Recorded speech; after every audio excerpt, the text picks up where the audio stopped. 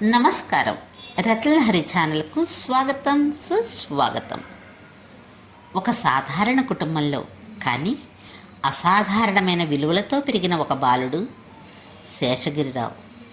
కమలాదేవి నరసింహరావు దంపతులకు 7వ సంతానంగా జన్మించిన ఆ చిన్నారి ఇంటి అందరి ముద్దు బిడ్డ. ప్రేమతో, ఆప్యాయతతో అల్లారు ముద్దుగా పెరిగాడు. చిన్నప్పటి నుండే అతనిలో 2 లక్షణాలు స్పష్టంగా కనిపించేవి. ఒకటి చదువుపై పట్టుదల, మరొకటి సంగీతంపై మక్కువ. తల్లిదండ్రుల ఆశీస్సులతో అతను చదువులో ముందంజలో నిలిచి ఐఐటి సివిల్ ఇంజనీరింగ్లో టాపర్ అయ్యాడు. తర్వాత ప్రభుత్వ ఇరిగేషన్ శాఖలో ఉన్నత స్థాయి అధికారిగా ఎదిగాడు. అక్కడితో ఆగలేదు అతని జీవితం. వారికి సత్యశ్యామల గారితో వివాహం జరిగింది.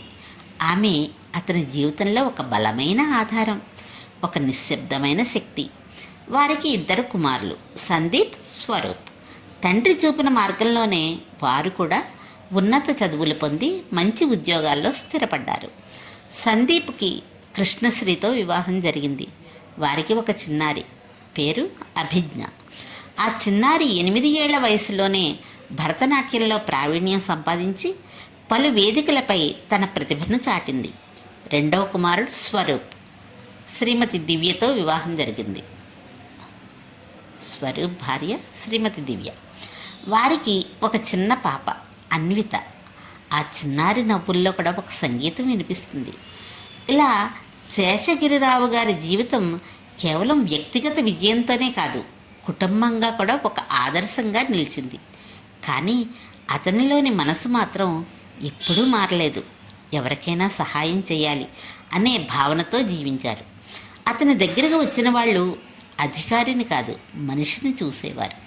కాలం గడిచింది, పదవీ విరమణ వచ్చింది.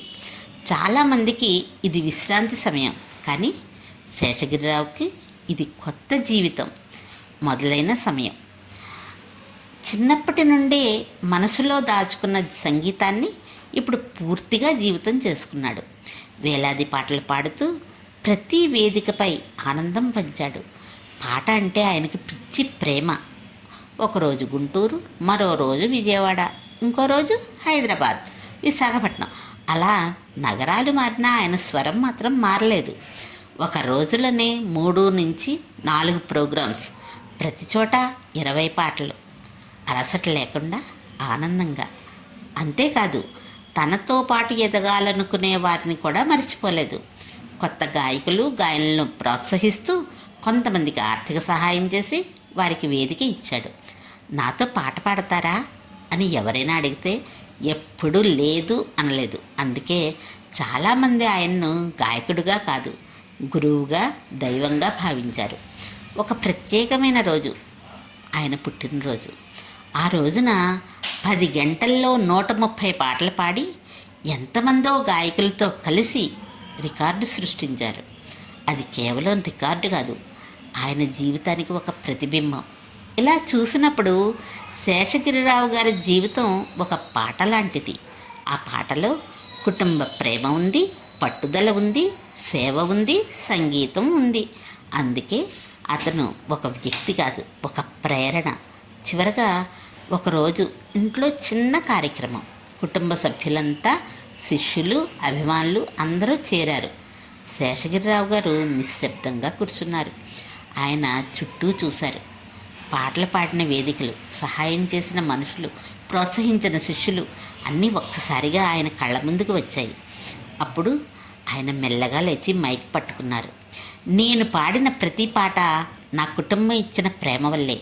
నేను చేరిన ప్రతి స్థానం నా తల్లిదండ్రుల ఆశీస్సుల వల్లే. కానీ నాకు నిజమైన ఆనందం ఏమిటో తెలుసా? నేను పాడిన పాటల కన్నా నా వల్ల ఎవరో ఒకరు పాడగలిగితే అదే నా గెలుపు. అంతే. సభ అంతా నిశ్శబ్దంగా మారింది. కొంతమందికి కళ్ళలో నీళ్లు, మరికొందరికి గర్వం. ఆయన దగ్గర నిలబడ్డ ఒక చిన్న గాయకుడు కళ్ళల్లో ఆనందంతో ఇలా అన్నాడు, సార్, మీరు పాడిన పాటలు కాదు, మీరు ఇచ్చిన అవకాశమే మా జీవితాన్ని మార్చింది. ఆ మాట విన్న శేషగిరిరావు గారి కళ్ళల్లో కూడా నీళ్లు మెరిశాయి. ఆ రోజు అవార్డులు, రికార్డులు అన్నీ పక్కన పడ్డాయి.